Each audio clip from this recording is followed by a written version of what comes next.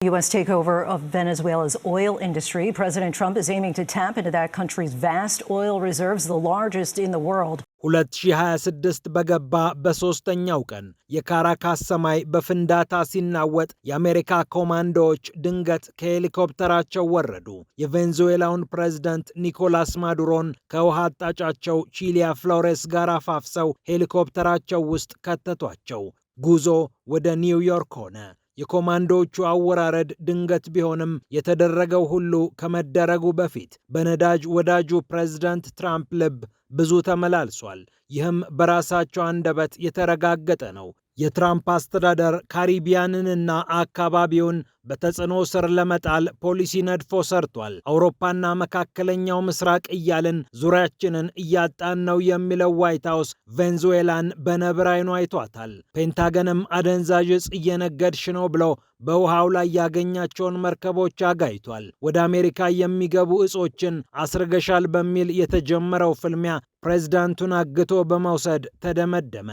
ማዱሮ በኒውዮርክ እንደ ተራ ባለ ጉዳያቸውን በችሎት ሲከታተሉ፣ ትራምፕ ደግሞ ከቬንዙዌላ ነዳጅ ድርሻቸው ስንት እንደሆነ በመከታተል ላይ ናቸው። የአሜሪካው ፕሬዝዳንት የቬንዙዌላ ነዳጅ ከነገቢው እናስተዳድረዋለን የሚለውን አረፍተ ነገር ከአንደበታቸው ለማውጣት ከዘመቻው በኋላ 24 ሰዓታትም አልፈጀባቸውም። አሁን በጥር የተዘራው በክረምቱ እየታጨደ መሆኑን የሚያመላክተው ዜና ተሰምቷል። ቬንዙዌላ ከምታመርተው ድፍድፍ ነዳጅ እኩሌታው ወደ አሜሪካ እየተላከ ነው ይላል የአልጀዚራ ዘገባ። ይህንን እውነት ደግሞ ያረጋገጡት ካይል ሆስቪት ናቸው፣ የአሜሪካ ምክትል የኢነርጂ ሚኒስትር። ባለስልጣኑ እንደሚሉት ቬንዙዌላ ከምታወጣው ድፍድፍ ነዳጅ 500,000 በርሜል የሚሆነውን የአሜሪካ የነዳጅ ማጣሪያዎች እየተቀበሉት ነው። ሀገሪቱ በቀን እስከ 1.25 ሚሊዮን በርሜል ነዳጅ ታመርታለች። ከባድ ይዘት እንዳለው የሚነገርለትን የቬንዙዌላን ነዳጅ የሚያጣሩ በልዩ ሁኔታ የተገነቡ ማጣሪያዎች ናቸው። አሜሪካ ደግሞ በቀጠናው የባህር ጠረፍ የገነባቻቸው ማጣሪያዎች ለዚህ የቬንዙዌላ ድፍድፍ የተመቹ መሆናቸው ይነገራል። እናም የአሜሪካ ኩባንያዎች የሀገሪቱን ነዳጅ እያጣጣሙት ይገኛሉ። ሆስትቬት አሜሪካ ወደ ቬንዙዌላ ናፍጣ እንደምትልክ ገልጸው መጠኑም ወደ 100,000 በርሜል መሆኑን አክለው ያለን የኢነርጂ ግንኙነት ውብ ነው ሲሉ ገልጸውታል። አሜሪካ በቬንዙዌላ የቤት ጉዳይ ጣልቃ መግባቷ ለነዳጅ ምርቷ በሚገባ ጠቅሟታል። ማዱሮ በካቴና ከመታሰራቸው በፊት ዋሽንግተን በቀን ከ135,000 በርሜል የዘለለ ድፍድፍ ነዳጅ አታገኝም ነበር። አሁን ግን በእጥፍ ጨምሮ 500,000 ገብቷል። ትራምፕ በግላጭ ተናገሩት እንጂ የቀደሙት የአሜሪካ መንግስታትም ይህንን ነዳጅ ሲጎመጁበት ኖረዋል። በእርግጥ በቬንዙዌላ የነዳጅ ሀብት አለመጎምጀት ይከብዳል። ለማስተዳደር ባትችልም የዓለም የበዛው የነዳጅ ክምችት በቬንዙዌላ ምድር አለ። 303 ቢሊዮን በርሜል ነዳጅ የሚሆን የተፈጥሮ ጸጋ ብትታደልም ከዓለም የነዳጅ ገበያ ግን 1 በመቶ ብቻ ድርሻ አላት። 17 በመቶ የዓለማችንን ነዳጅ ክምችት የያዘች አገር ነዳጇን በገፍ እንዳታወጣው ብዙ ጋሬጣዎች አሉባት። ከፋይናንስና ቴክኖሎጂ ውጪ በተከተለችው የውጭ ፖሊሲ ምክንያት በዋሽንግተን የማዕቀብ አርጩሜ ተገርፋ ብዙ ወደ ኋላ ቀርታለች። አሁን ግን በጊዜያዊ ፕሬዝዳንቷ ዴልቺ ሮድሪገዝ እየተመራች ከአሜሪካ ጋር ማብራ ብዙ ነዳጅ አወጣለሁ ብላ አልማለች። የቬንዙዌላ ባለስልጣናት ሀገራቸው ኤክስፖርት የምታደርገው ነዳጅ በ19 በመቶ በማደግ ላይ እንደሚገኝም ተናግረዋል። ታዲያ ይህ የቬንዙዌላ ገንዘብ በአሜሪካ ቁጥጥር ውስጥ ገብቷል።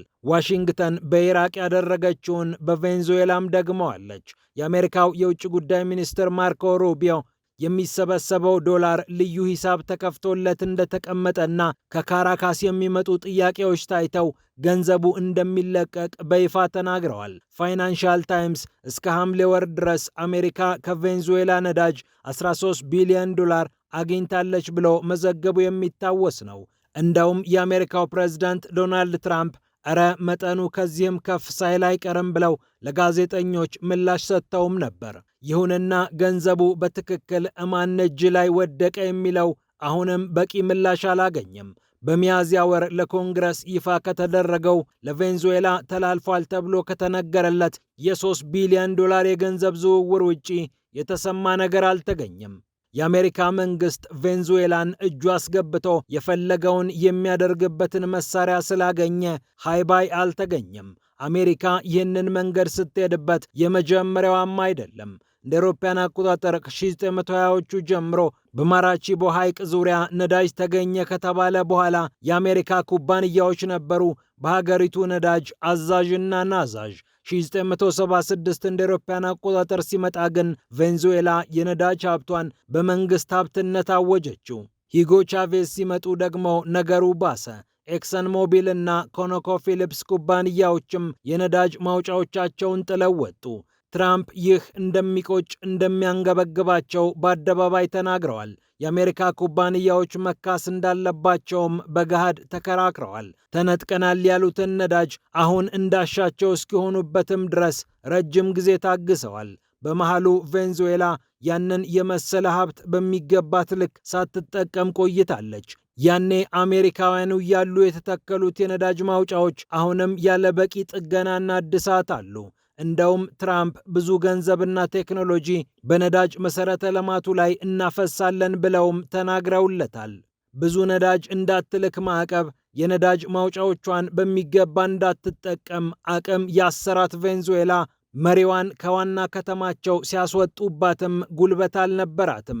ድንገት የወረዱ ኮማንዶዎች ለረጅም ጊዜ የታሰበውን ውጥን ከጫማቸው ጋር ወደ መሬት አወረዱት። የቬንዙዌላን ነዳጅ መቆጣጠርም ከተረትነት ያለፈ እውነት ሆነ።